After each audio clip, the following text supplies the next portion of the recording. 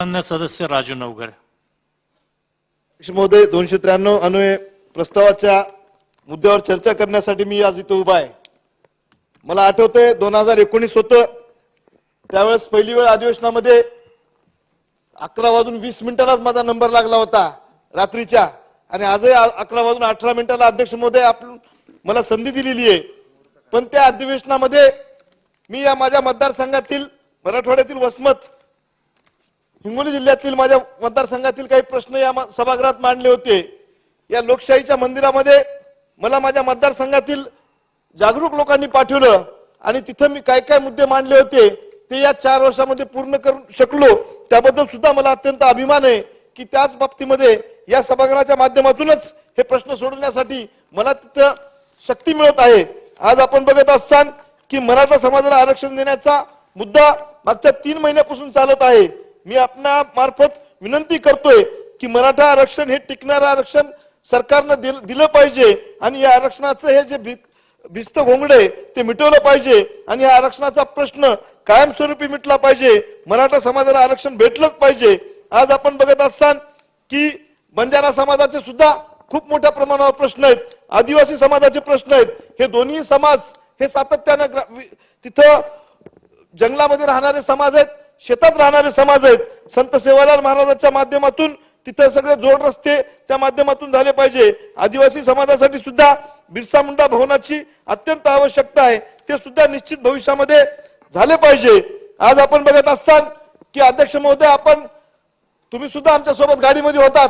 आपण आत्ताच बाहेर इथून गेलो होतो, त्यावेळेस अंगणवाडी सेविका असतील, आशा वर्कर असतील, या रात्रीच्या थंडीमध्ये सुद्धा त्यांचे प्रश्न घेऊन महाराष्ट्रातील अंगणवाडी सेविका असतील, आशा वर्कर असतील, तिथं वेगवेगळ्या तिथं ठिकाणी काम करणारे आपले ग्रामपंचायतचे कर्मचारी असतील, डाटा ऑपरेटर असतील, हे सगळे लोक आज आरोग्य सेवा एनआरएचएमचे लोक असतील, हे सगळे जण एवढ्या थंडीमध्ये हिवाळ्याच्या नागपूरमध्ये अगोदर थंडी जास्त असती, तिथे हे सगळे प्रश्न सोडवण्यासाठी आज उपोषणाला बसले आहेत.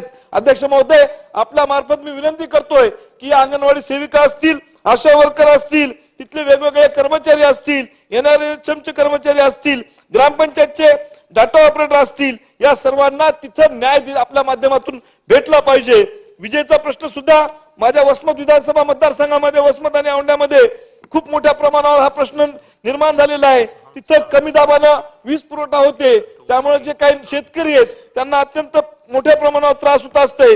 मी आपल्या मार्फत विनंती करतोय की तिथं 63चे ट्रान्सफॉर्मर 100चे झाले पाहिजे, 100चे ट्रान्सफॉर्मर 200चे झाले पाहिजे आणि प्रत्येक ठिकाणी 5 MVA ट्रान्सफॉर्मर वाढले पाहिजे. आज आपण बघत असताना की शिक्षण मंत्री इथं उपलब्ध आहेत. मी या आपल्या मार्फत शिक्षण मंत्र्याला सुद्धा विनंती करतोय की आमचा हिंगोली जिल्हा इथं एज्युकेशनच्या बाबतीमध्ये बॅकवर्ड असलेला हा जिल्हा आहे, तिथं वर्ग खोल्याची आवश्यकता आहे. पण शिक्षण मंत्री महोदय, आपणास मी विनंती करतोय की आपल्या आज बघत असताना की आमच्या इथं शाळेमध्ये वर्ग खोल्या नाहीत, तिथं दुरुस्तीची आवश्यकता आहे. पण आता तिथं सीसीटीव्ही बसवण्याचं काम चालू आहे, कारण हा शासनाचा पैसा अशा पद्धतीने गेला तर ग्रामीण भागातील विद्यार्थी, ज्या विद्यार्थ्यांनी आता काट टाकलेली आहे, तिथल्या शिक्षकांना काट टाकलेली आहे. माझ्या हिंगोली जिल्ह्यामधील वसमत विधानसभा मतदारसंघामध्ये जिल्हा परिषदच्या शाळा अत्यंत दर्जेदार झालेल्या आहेत, तिथलं एज्युकेशन दर्जेदार आहे. मग आपल्याला सुद्धा तिथं त्याच्या माध्यमातून या वर्ग खोल्या होणं आवश्यक आहे. अध्यक्ष महोदय, डीपीटीसीच्या माध्यमातून आमच्या इथं वर्ग खोल्या होत नाहीत तर तिथं सीसीटीव्ही बसवले जात आहेत. त्यामुळे मी अध्यक्ष महोदय आपल्या मार्फत विनंती करतो की या शाळेवर सुद्धा तिथं उपयोग झाला पाहिजे. आज महाडीपीटी मार्फत शेतकऱ्यांना 4 लाखापर्यंतचा GR निघालाय की त्यांना त्याच्या माध्यमातून यंत्र उपलब्ध करून देता येतील, पण त्याचं अंमलात सुद्धा त्या माध्यमातून उपयोग आहे. PM किसानच्या बाबतीमध्ये आज तेच होतंय. शेतकरी समजा जर माझं एखाद्याचं खातं तिथं PM किसानच्या माध्यमातून जे पैसे भेटतात त्यासाठी काही लोकांचे खाते बंद पडलेत, त्यांना एक वेळेस तहसीलला जावं लागतंय. एक वेळेस तहसीलचे लोक म्हणतात की तुम्ही कृषी विभागाकडे जा. या हेलपाट्यामध्येच त्या लोकांची अत्यंत अडचण होत आहे. आज आपण बघत असताना की माझ्या इथं कमीत कमी महात्मा फुले कर्जमाफी प्रोत्साहन योजनेच्या माध्यमातून अध्यक्ष महोदय त्या सगळ्या शेतकऱ्यांना अनुदान मिळणं अत्यंत महत्वाचं आहे. मागच्या 3 वर्षापासून हे भिस्त घोंगडे ठेवलेले आहे आणि ते सुद्धा प्रश्न मिटला पाहिजे. आज आपण वेगवेगळ्या प्रश्नावर बोलत असताना मी आपल्याला लक्ष वेधून घेऊ इच्छितो अध्यक्ष महोदय की राज्यातील विद्यापीठामध्ये महाविद्यालयामध्ये प्राध्यापकांच्या हजारो जागा रिक्त आहेत. जर प्राध्यापकच नसतील तर हे विद्यार्थी शिकणार कसे, ते कसे पोस्ट ग्रॅज्युएट होणार, ते कसे तिथं ग्रॅज्युएट होणार. त्या बाबतीमध्ये या रिक्त जागा असल्यामुळे शिकणाऱ्या विद्यार्थ्यांच्या गुणवत्तेवर व अभ्यासावर होत असलेल्या विपरीत परिणाम तसेच त्याची गुणवत्ता ढासळण्याचं प्रमाण वाढलेलं आहे. प्राध्यापकांच्या हजारो जागा रिक्त आहेत. नेट सेट परीक्षा उत्तीर्ण झालेले व पीएचडी झालेले पात्रताधारक तरुण पूर्ण वेळ प्राध्यापकांची नोकरी मिळेल या आशेवर असतात, पण उच्च शिक्षण घेतलेले तरुण तरुणी प्राध्यापकांची जागा मिळत नसल्यामुळे गुणवत्ताधारक तासिका तत्वावर नाईलाजाने काम करतात. त्यामुळे त्यांच्या पसरलेला तीव्र असंतोष असेल. नेट सेट परीक्षा उत्तीर्ण झालेल्या पीएचडी झालेल्या पात्रधारक उमेदवारांची पूर्ण वेळ प्राध्यापक म्हणून नियुक्ती सुद्धा करावी ही आपल्या मार्फत मी विनंती करतोय.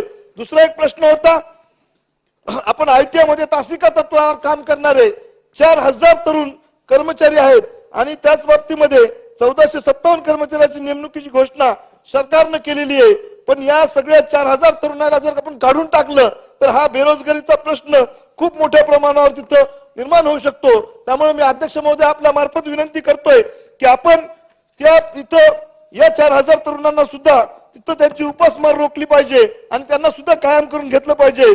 अध्यक्ष महोदय, मी आपल्या मार्फत विनंती करतोय की महात्मा बसवेश्वर महाराजांच्या आर्थिक विकास महामंडळाची स्थापना मागच्या वर्षी अधिवेशनामध्ये बजेट अधिवेशनामध्ये देवेंद्रजी फडणवीस साहेबांनी केली होती आणि त्या प्रत्येक जिल्ह्यामध्ये त्याचं ऑफिस निर्माण झालं पाहिजे.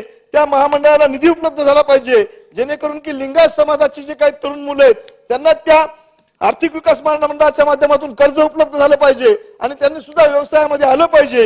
ही सुद्धा एक महत्वाची मागणी आहे. नगर परिषद खात्याची सध्याची भरती सुरू आहे. साधारण 5 वर्ष अध्यक्ष महोदय फक्त 2 मिनिटांमध्ये मी बोलतोय. साधारण 5 वर्षानंतर ही भरती झालेली आहे. आणखी 60% जागा रिक्त आहेत. फक्त तिथं 50% जागा तिथं भरण्याचं काम चालू आहे.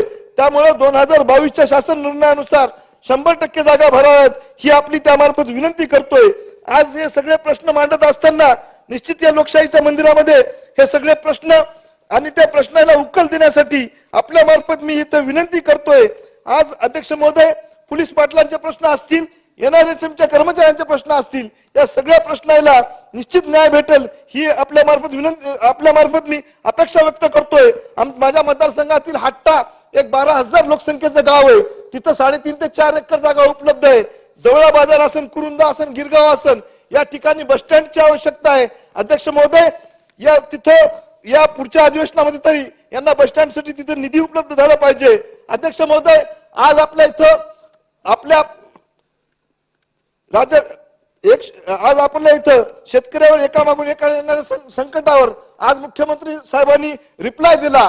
पण माझी एक अपेक्षा होती की या आपल्या मतदारसंघात नाही, महाराष्ट्रामध्ये हरभरा पिकविणाऱ्या शेतकऱ्याला खूप मोठ्या प्रमाणावर नुकसान झालेलं आहे. लोकांनी हरभरा पेरला, अतिवृष्टी झाली आणि नंतर त्याच्यावर ट्रॅक्टर फिरवावं लागलं आणि पूर्ण तिथं जमीनदोस्त झालं पीक.